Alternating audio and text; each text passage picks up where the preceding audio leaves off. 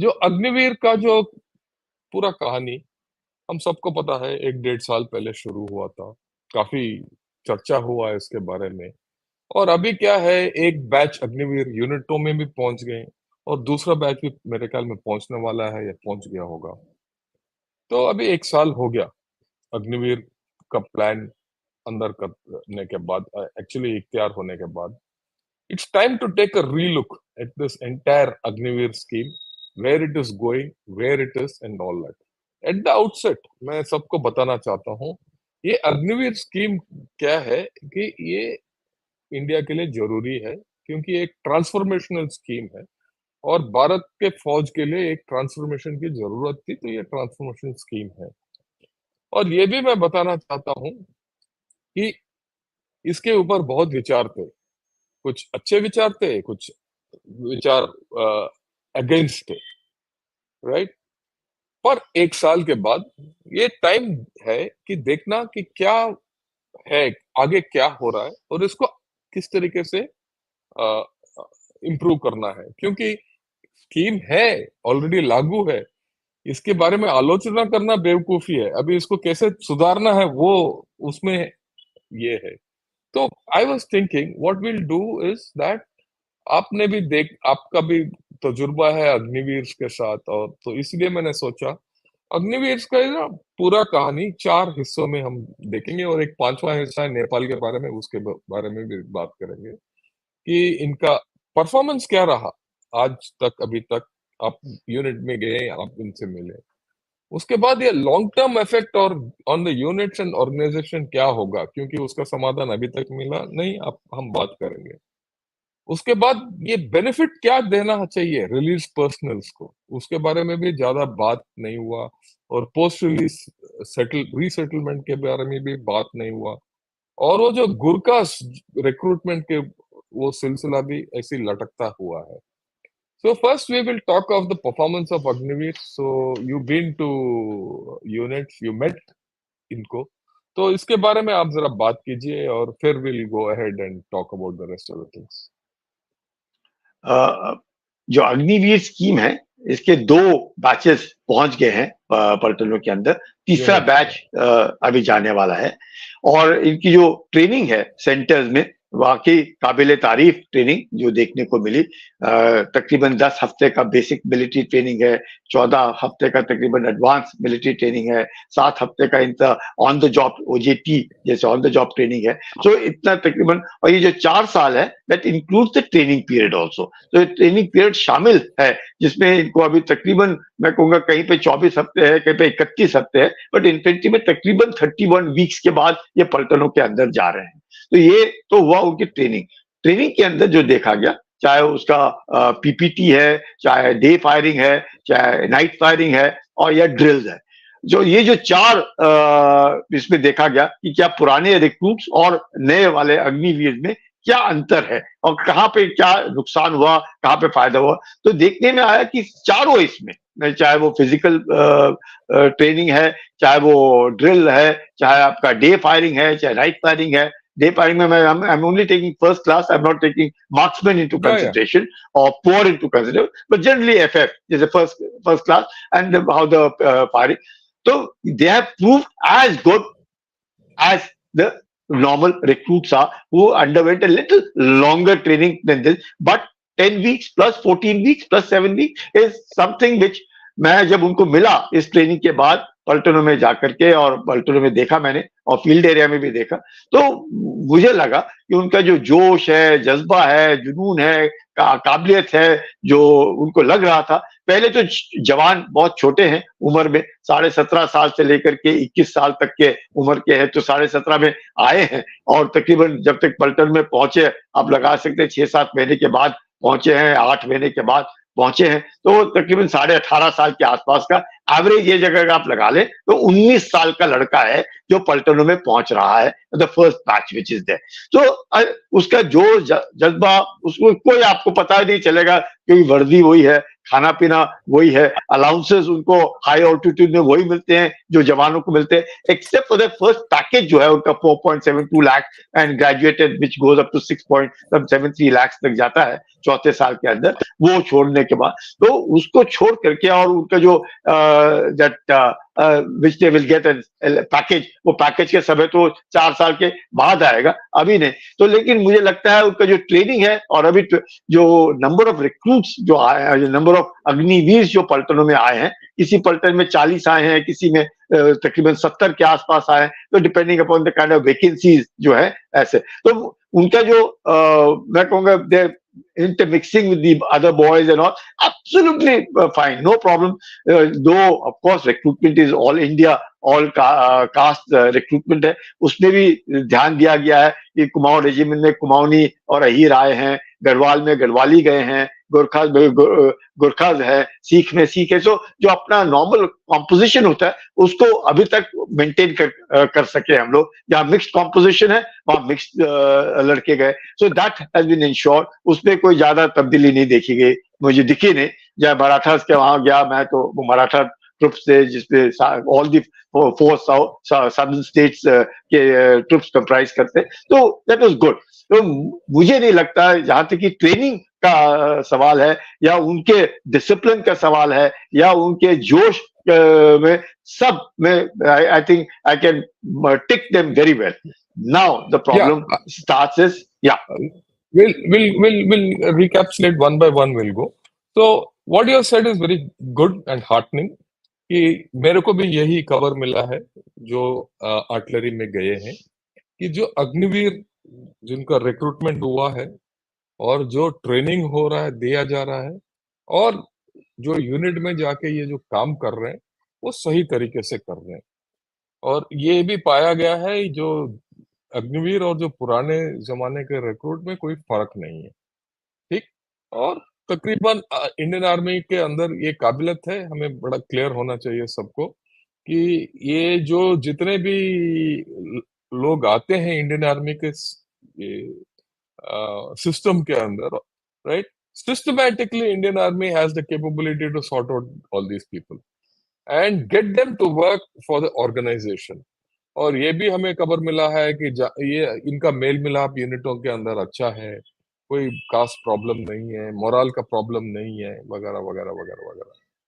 तो जैसे आपने बताया, तो प्रॉब्लम तो यहाँ से इसके बाद का शुरू होता है, अभी तक कुछ नहीं है, क्योंकि so let's look at the long term issue. और द लॉन्ग टर्म इशू, इसके बारे में मैंने एक मैथमेटिकल मॉडल भी किया है और आई हैव इसको छापा है, और मैं संक्षिप्त रूप में बता देता हूँ without going into figures and all that. तकरीबन पहले 4-5 साल में कोई दिक्कत ही नहीं होता, किसी को कोई प्रॉब्लम नहीं है, राइट। प्रॉब्लम शुरू होगा चौथे साल के बाद, यानी कि अभी आए हैं यूनिटों के अंदर, कुछ लोग 6 महीने खत्म हो गया, तो उनका 6 महीना ट्रेनिंग और 6 महीना यूनिट के अंदर, 1 साल हो गया। 3 साल के बाद, आज के 2.5-3 साल के बाद प्रॉब्लम शुरू होगा, जब ये लोग चले जाना शुरू करेंगे, राइट। क्योंकि अभी तक जो रूल्स है उसमें सिर्फ 25% रिटेंशन है, 75% बाहर जा रहे हैं। अगर यूनिट के अंदर 10 लोग आ रहे हैं तो उसमें 7 या 8 लोग बाहर जाएंगे, 2 ही रहेंगे, या 2-3 रहेंगे, 7 लोग बाहर चले जाएंगे। तो धीरे धीरे जैसे चलता जाएगा आगे, तो यूनिट के अंदर, क्योंकि ये सब लोग जो छोटे उम्र के हैं और छोटे सर्विस के हैं, वो हमें पता है कि ये यूनिट में ही रखे जाते हैं। वो आप बाहर भी नहीं भेज सकते हो उनको, ईआरई में नहीं भेज सकते हो, या किसी हेडक्वार्टर वगैरह में नहीं भेज सकते हो, आप यूनिट में ही रखते हो। तो यूनिट में रखने के कारण ये इसका असर क्या होता है कि जो राइफल कंपनी है या गन बैटरीज हैं या सेबर स्क्वाड्रन्स हैं, राइट, इनमें आ जाते हैं। और इन ये फाइटिंग यूनिट्स हैं, these are the teeth of arm. And at this stage, over a period of time, we lose on experience. So I heard that there was a move to increase the rate of retention वगैरह वगैरह वगैरह. अगर आप इसके बारे में थोड़ा बता सकते हैं तो अच्छा होगा. सर, आप जो कह रहे हैं इसमें काफी कुछ सच्चाई भी है, क्योंकि हो सकता है, बिकॉज पहले तो ऑफ कोर्स 25% का ही है रिटेंशन, इसमें कोई शक नहीं है. सरकार ने कहा है कि बाकी जो 75% है, चाहे वो रेलवेज में जाए, चाहे बैंक्स में जाए, चाहे वो अलग पुलिस में बात है. जाए, नो या नो वो अलग बात. we'll come to that लेकिन later. लेकिन अभी के जो सुनने में आ रहा है, ये हो सकता है कि सरकार 50% जो है रिटेंशन करे, rather than 25%. So to go up, to ensure, जैसे आपने कहा, एक्सपीरियंस, और at the same time to combat this thing. Teeth is also not denuded, and at the same time, the experience that these boys have is not lost. But in all said and done, 4 years में जिसमें शामिल training और जिसमें शामिल उसका बाकी जो रहना है, उसकी छुट्टी शामिल है, सब कुछ है. तो मुझे लगता है नॉर्मल जवान भी, नॉर्मल, जब आप अगर अग्निवीर नहीं था, जब सिपाही था और सिपाही आता था, फर्स्ट 4 years तो उसको खुद ही नहीं मालूम होता था विच साइड इज नॉर्थ, क्योंकि वो पलटन में आना है, उसके बाद तो अंदर यहाँ पे ट्रेनिंग करेगा, फिर उस ट्रेनिंग के बाद वो अपनी अपनी कंपनियों में जाएगा, उधर सीखेगा. इस फर्स्ट उम्मीदवार cadre would only come after about 5 to 6 years of service. तो उसमें कोई दिक्कत नहीं है, वो वैसे के वैसे ही रहते थे, लेकिन बहुत कम नंबर में आते थे. इतने कम रिक्रूट्स आते थे कभी कभी पलटनों के अंदर, 10 या 15 एक साल के अंदर. अब तकरीबन 20 से 25 आएंगे हर 6 महीने के अंदर. तो ये जो एक है, इसमें फायदा एक मैं देखता हूं शंकर सर, कि क्या हो रहा था पहले, बॉर्डर गार्ड ड्यूटी देने के लिए भी जवान नहीं था आपके पास, बिकॉज सब कोई, because of the new promotion policy, 6 साल में वो लांस नायक बन रहा है, 6 साल में लांस नायक या नायक ही बन जाता है वो, तो उसके बाद फिर हवलदार बन रहा है. तो it was such a rapid rate that MSAP मिल रहा है. So it was very very rapid. As a result, जो नॉर्मल ड्यूटीज हैं, जो जहाँ पे वो आपको उसके लिए लोग नहीं मिलते थे. हाँ, उसके लिए बहुत परेशानी हो रही थी, आपको यंग जवान नहीं मिल रहे थे. अब ये अग्निवीर अब आने के कारण that's problem has got sorted out. और 4 साल है, अब 4 साल में भी आप देखिए, 4 में से एक रिटेन हो रहा है, जिसको आप फिर से वो जाता है, फिर अपनी सर्विस शुरू करता है. वो जो 4 साल अग्निवीर तो खत्म हो गए, उसके बाद वो 15 साल की सर्विस करेगा, या जो भी करेगा अपना पेंशन पाने के लिए. और अब उसको आप दूसरी तरह की ट्रेनिंग दोगे, अब उसको आप तैयार करोगे, आर्मी के कोर्सेज में भेजोगे, उम्मीदवार काडर कराओगे, स्पेशलिस्ट ट्रेनिंग दोगे, आर्टिलरी में, आर्मर्ड में, ईएमई में, इसमें इंजीनियर्स में, अपने इन्फेंट्री में, और धीरे धीरे करके फिर वो लड़का जो है वो अब सिपाही बन गया है, वो सिपाही की तरह. तो ये जो लड़के आए हैं initially, that's a big boon. That's a big boon which we must use it for our good, and that is how the system will be run. I completely agree with you. I think जैसे आपने बोला, पहले 4 साल में कोई दिक्कत नहीं होगा, उसका एडजस्टमेंट वगैरह वगैरह हमारा जो फौज का सिस्टम है वो सॉर्ट आउट कर लेगा, उसमें मेरे को कोई प्रॉब्लम नहीं. बिल्कुल. और जैसे मैंने बताया आपको, ये जो 25% रिटेंशन है, वो बहुत खटून है. राइट, आप जैसे बोल रहे हो, अगर 50% रिटेंशन भी हो गया, अगर वो ग्रेडेड रिटेंशन हो गया कि भाई 25% 4 साल के बाद, 50%, it can be at 4, 7, 9 years graded retention, और graded exit rather than graded retention, I would say graded exit. Right, 25% at 4 years, another 25% when he's got 6 or 7 years, another 25% at 9 years, and I think that will be a good thing. या ये बात मैंने भी सुना है कि ये जो रिटेंशन का रेट इंक्रीज होने वाला है, उससे क्या है कि this scheme will come into balance. Right, I agree with you completely on that. And if that happens, it's very good, क्योंकि पूरा आर्मी का एज प्रोफाइल भी उससे क्या है कि कम होगा. और जो मुद्दा पहले से शुरू हमने किया था कि भाई आर्मी के एज प्रोफाइल को कम करना है, वो तभी होगा जब आप ज्यादा अग्निवीर टाइप या यंग पीपल, यंग ब्लड आप अंदर करते हो. राइट, और पर we should have a balance. If that balance is reach, there is no problem. Okay, the third point which I thought will take, कि भाई आप एज ऑफ टुडे 75%, कल के दिन अगर हो जाएगा तो 50% आप इनको बाहर निकाल रहे हो. राइट, सो इसके लिए कुछ प्रॉब्लम्स हैं.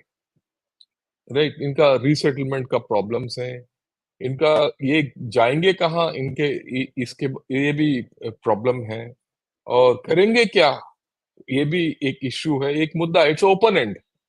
हालांकि ये प्रॉब्लम अभी 2-3 साल आगे है, but I think we need to think on it, and I want your views on that. Sir, the asset test of the Agnipath scheme is the resettlement.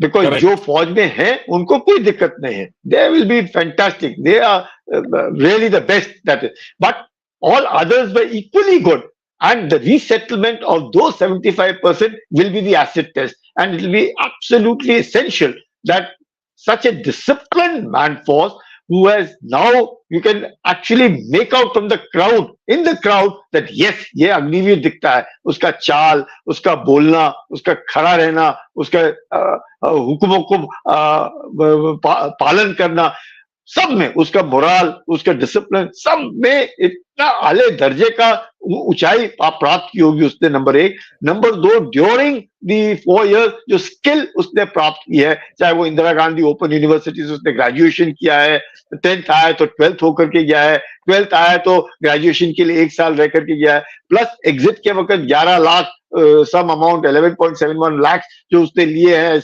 उसकी खुद की जो है, जिसका government contribution, his own 30% contribution, equivalent of government contribution, so some kind of a startup अगर उसको शुरू करना है, it is how we are going to help.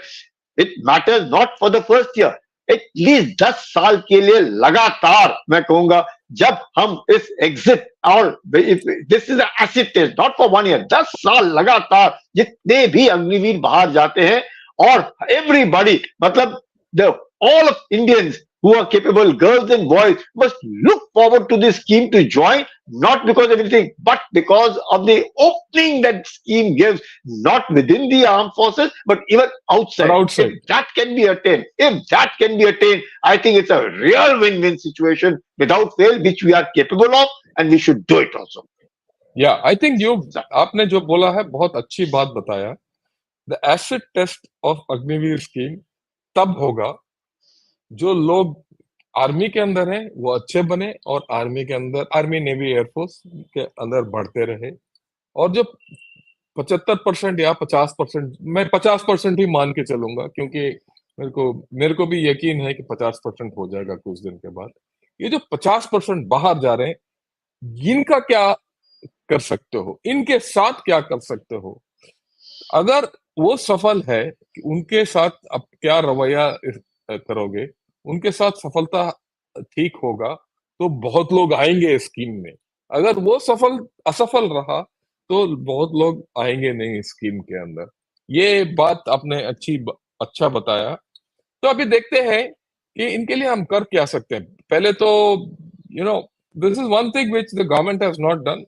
मेरे ख्याल में ये किसी और मुद्दे पे भी उठाएंगे, और मेरे ख्याल में ये टाइम है, हमारे नेताओं से भी पूछने का टाइम है, क्योंकि इलेक्शन का टाइम है कि भाई अग्निवीर के आपका क्या रवैया, आपका क्या पॉलिसी है, नेताओं से भी पूछने का टाइम है। और रिसेटलमेंट देखिए, फिफ्थ पे कमीशन की बात है, फिर 6th भी नहीं, 7th भी नहीं, ये 5th पे कमीशन में एक पूरा पैराग्राफ लिखा हुआ है ऑन रिसेटलमेंट। उन्होंने उस वक्त बताया कि जितने भी लोग आर्मी से रिटायर हो रहे हैं, या प्रीमेच्योर रिटायरमेंट हो रहे हैं, या नॉर्मल सर्विस खत्म कर रहे हैं, उनका please side step them into paramilitary forces.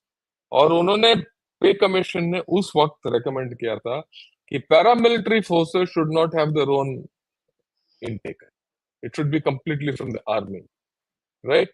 अभी क्या ये वापस लागू कर सकते हैं वो, and over and above the existing quotas for Agniveers? And second point is that entire rules of government of India as of now is for ex-servicemen. The quota in the paramilitary forces is for ex-servicemen. Agniveer जो है वो ex-servicemen नहीं है, क्या उसको वो कोटा मिलेगा? ये बड़ा प्रश्न है ये। अगर अग्निवीर ex-servicemen नहीं है, राइट, और वो intake is only for ex serviceman into the PMF, तो अग्निवीर के पास तो रास्ता ही नहीं वहां जाने के लिए। तो रास्ता बनाने की जरूरत है। इसके बारे में थोड़ा आप बात कीजिए, उसके बाद देखेंगे सिविल सर में मैं और क्या कर सकता है ये। सर मेरा ये मानना है कि जैसे direct directorate for ex serviceman welfare, there should be an Agniveer resettlement scheme established at least 1.5 before years before the first exit. The first exit जो अग्निवीर बाहर निकलता है, it must be like an employment letter कि आप आईटीबीपी में जाइएगा, आप CRPF में जाइएगा, आप बीएसएफ में जाएगा, आप बैंक में जाएगा। और कई इनमें से हैं जो कहेंगे नहीं साहब हम अपना स्टार्टअप शुरू करते हैं, ये गवर्नमेंट के लोन्स हैं, आप ये लीजिए, आप स्टार्टअप में जाए। The general feeling in the public should be कि यार ये जो अग्निवीर हैं, चाहे लड़के हैं चाहे लड़कियां हैं, ये तो बिल्कुल ही जैसे दामाद हैं सरकार के। The aim is to be able to show that they are not just being given as lollipop, they deserve because of the training, because of the discipline, because of the ability to give back to the society much more at that young age. अगर वो एक environment हम पैदा करें, and that should not be done after they have left. It should 1.5 years before. Now is the time to establish an Agniveer resettlement scheme, ensuring that every Agniveer, if he is physically fit, if he is mentally robust, and he desires for a government job or a job, he will be given based on his merit and based on his district. Nobody should be left. Not even one man should be left. Because once the word goes in the society that these Agniveers is what the government of India is looking for, real citizens of this country, real discipline, real nationalists, real patriotic, deserving to be taking India as the third largest economy, as one of the powers that matter in the world. And the way out, and not only this, we will have people in the cyber world, we'll have an artificial intelligence world, in the other world, in which a lot of these people are involved. And the real feeling is every second person they meet who's doing well, it is an Agniveer. I am telling you, this is the scheme that the government has opened, which will be in maximum demand, not for any other thing, for their own resettlement, number one, for their own family's good, and number three, for his own good, and for the good of the nation, because nation wants just not soldiers, but it requires warriors of all kinds, in all fields, for internal security, for cyber warfare, for space, for artificial intelligence, for drones. So much of the user requirement is there, user needs are there, these defense corridors are coming up, the need for having Atmanirbharta is there. Everywhere, these Agniveers are going to prove an asset, provided we do not waste this asset and do not even look at it. Oh, we should have done this. Abhi, it should be now, like you rightly said. Two batches have already joined. The third batch is joining. That means the maximum in 4 years, then you maximum 8 batches. So by the 6th or the 5th batch, the Agniveer Resettlement Directorate in the under the CDS should be established. Therefore, once it is established, and then ensuring with the MOD in full play, finance, home, all of them as part of it, to ensure that there will be no backlash, no bad reputation coming. अरे साहब ये तो बिल्कुल ही ये ठीक नहीं है, ऐसे नहीं है. Because if you found the kind of backlash that came, maybe from the opposition states or states which are a little different from this thing, irrespective of whatever it is, the reason for it is only two. One is the desire to get some pension, which they were not getting it, so they were feeling bad. Ye pension nahi hai. Second, they were losing a job. They felt they were not coming. The organization benefits by Agniveer. There is no denying the fact. Organization benefits by Agniveer, but the resettlement of Agniveer, the nation is benefited. So there are two things. Yeah. So you find that the organization is also benefited and the nation is also benefited. That is where lies the real test of this Agnipath scheme, sir. तो ये आगे है, तो देखने वाली बात है. और मैं ये मुद्दा अभी इसीलिए उठा रहा हूं क्योंकि ये इलेक्शन का सीजन है. वोट मांगने नेता आपके पास आएंगे, तो आप पूछिए आप अग्निवीर के लिए क्या कर रहे हो. ये बात ये है कि आप अगर पूरा दारोमदार फौज के ऊपर ही छोड़ देगा तो फौज क्या कर सकता है. It has to be a whole of government approach की, ताकि हर एक अग्निवीर जो जैसे कुलकर्णी साहब ने बताया, जिनका ट्रेनिंग अच्छी तरीके से हुआ, वो एक डिसिप्लिन्ड सोल्जर है, ये कहीं भटक ना जाए, पर he should be used productively for a rising India, चाहे वो स्टार्टअप क्यों ना करे, चाहे वो बैंक में काम क्यों ना करे, चाहे पैरामिलिट्री फोर्स में क्यों काम ना करे, क्या या प्राइवेट क्षेत्र में भी जाके काम क्यों ना करे, वो अच्छी तरीके से इसका इस्तेमाल होना चाहिए। एक अनिवार्य चीज है जो, और अहम चीज है। ओके, नेक्स्ट मुद्दा हम बात करेंगे। तो ये अग्निवीर स्कीम और नेपाली रिक्रूटमेंट और गोरखास और अंतरराष्ट्रीय रिpercussions है इसके बारे में थोड़ा आप बताइए, क्योंकि वो तो बंद हुए हैं ऐसे अभी प्रॉब्लम। या सर ऐसे है कि ये जो नेपलीज का है, जो भारत की फौज में आते थे और अभी भी हैं, इसमें कोई शक नहीं कि हमें अपने जो गुरखाज हैं उनके ऊपर बहुत गर्व है। एक वो वाकई जैसे फील्ड मार्शल मानेकशॉ भी कहते थे कि भाई अगर कोई आदमी है, या तो फिर वो झूठ बोल रहा है या फिर वो गुरखा है, तो जो डरता नहीं है। तो बिल्कुल, तो अगर ऐसे आदमी हैं, इसमें कोई शक नहीं। आज भारत में भी अपने पास बहुत गुरखाज हैं जो भारत की फौज में आना चाहते हैं। अब ये है कि नेपालीज जो गुरखाज आते थे वो आने बंद हो गए, क्योंकि वो अग्निवीर नहीं बनना चाहते, 4 साल के लिए नहीं बनना चाहते।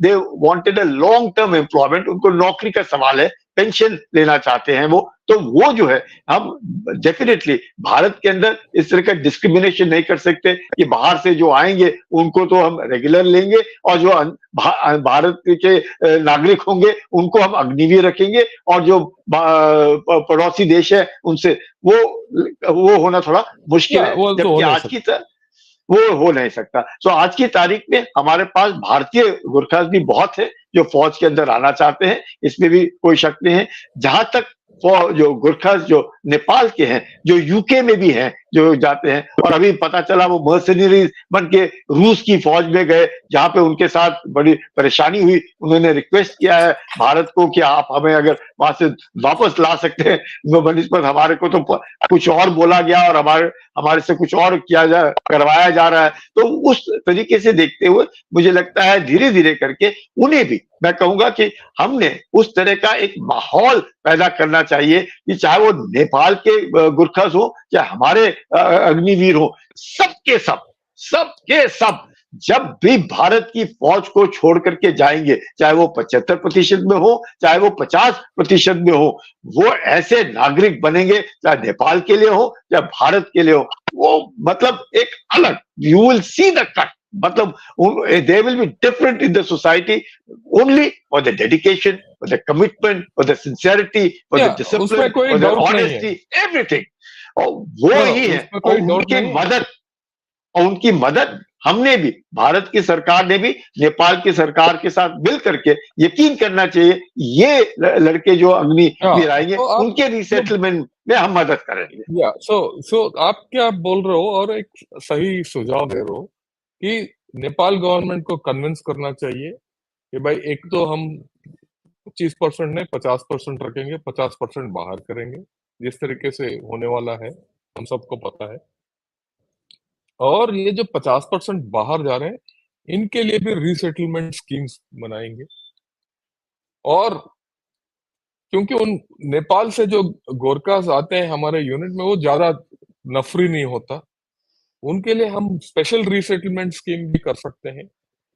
और खास करके Indo Nepal trade avenues fairs वगैरह होता रहता है, इनके जरिए उनका रीसेटलमेंट करके उनके अपना नेपाल के अंदर जिस तरीके से हम अपना अग्निवीर को हम अपना समाज में इस्तेमाल करते हैं या करने का हमारा इच्छा है, हमारा प्लान है, वही प्लान हम नेपाल को भी दे सकते हैं कि भाई आप इस तरीके से इस्तेमाल कीजिए, ताकि आपका समाज में भी थोड़ा सुधार हो और आपके लिए भी ये लोग जो हैं जाके अच्छे बने और आपका देश को आगे बढ़ाएं। क्योंकि मेरा मानना ये है कि बहुत गोरखा सीनियर ऑफिसर से बात किया हूँ, क्योंकि हमारा एक ये वी हैव और strength in Nepal retired bond sir, yes bond, हाँ। और ये हमारे लिए हमारे वफादार हैं, वफादारी की भी नाता है, राइट। और जो भी नेपाल में हो रहा है उसके अगेंस्ट या उसके हमारे साथ रहने का इनका ये जो रवैया है, that something which we can not lose, ये हमारा संपत्ति है वहां। right? And so we cannot lose. So I think the government has to take some special steps, some special thing, so that recruitment from Nepal into the army restarts, right? And that आपने भी अच्छी तरीके से समझाया है, इसमें कोई दो राय नहीं है. So anything else you want to talk about Agnivir, or otherwise I'll take a few questions. So I think the only thing is that इसके बारे में जो maybe in the veteran community or more from the this thing एक तरीके से माहौल पैदा किया गया है, and even amongst the politicians also, some of them who do not understand what the Agniveer scheme is, where is the organization benefiting, so तरह तरह के बयानबाजी हो जाती है. मुझे बयानबाजी बिल्कुल नहीं होना चाहिए और फौज के ऊपर छोड़ देना चाहिए जो विद इन है, और जो फौज के बाहर जाते हैं, जैसे मैंने कहा, इसे acid test on the Agnipath scheme is the resettlement of the Agniveers who step out. वो अगर सरकार ने बहुत अच्छी तरीके से टैकल किया तो मुझे लगता है it's a win win situation, and we should not condemn, we should wait and watch कि देखिएगा आप 4 साल के बाद जब जिस तरीके से अग्निवीर जो है जो जवान बनेगा, और जो अग्निवीर जो बाहर जाएगा और भारत का एक बहुत ही अच्छा नागरिक बनेगा, not only a good citizen but a wealthy citizen, a citizen who will do economically well, and that is what is this thing. We cannot live just by words. We have to have good living also. We have to eat well, we have to live well, we have to ensure that our families are taken care of. All that will be taken care of, don't worry, and we will not do you a favor. We are expecting you to doing us a favor because you're good, you have been trained well, you're disciplined, and we want you. That creation and that environment will change the entire this thing. And ये जो बयानबाजी है वो नहीं होनी चाहिए, ऐसे मुझे लगता है. That's, I agree with you, but ये देखने वाली बात है how much can the government deliver on its promises, right? फौज तो हाथ डिलीवर कर देगा कि गवर्नमेंट क्या कर सकता है, क्योंकि बात ये भी है कि 5th पे कमीशन का रिकमेंडेशंस अभी तक लागू नहीं किए गए. तो देखिए, आप और हम फौजी हैं, हम विश्वास रखते हैं सबके ऊपर, हमें जो टास्क दिया गया हम कर लेते हैं. अमूमन ये देखा गया है कि ये गवर्नमेंट, कोई भी गवर्नमेंट हो, वो उतना रिस्पॉन्सिव नहीं होता इन चीजों में, राइट? जहाँ वोट नहीं मिलते वो काम भी नहीं करते, ये भी साफ बात है. पॉलिटिक्स में यही तो रीत है. तो देखने वाली बात है कि can the challenge before the government, जैसे जनरल कुलकर्णी ने बताया, acid test of this Agnipath scheme is in the resettlement. जो नया गवर्नमेंट आएगा, क्या ये इसमें सफल होगा कि नहीं, देखेंगे. ये मुद्दा हम दोबारा उठाएंगे 5-6 महीने के बाद, जब नया गवर्नमेंट आएगा, और उनको याद कराने के लिए कि भाई आपका वादा है, आप क्या कर रहे हो, और ये देश का संपत्ति है, उसको किस तरीके से लुटा रहे हो या उसको फायदा में लेके आ रहे हो. हम पूछेंगे ये सवाल, क्योंकि बिना पूछे कोई गवर्नमेंट करेगा नहीं. ये तो पुराना रीत है कि जब तक बच्चा दूध के लिए ना रोए, माँ भी दूध नहीं पिलाती है. वही कहानी है ये. तो we'll see how it is. Shall we take a few questions if you don't mind? Yes, sir. Yes, sir.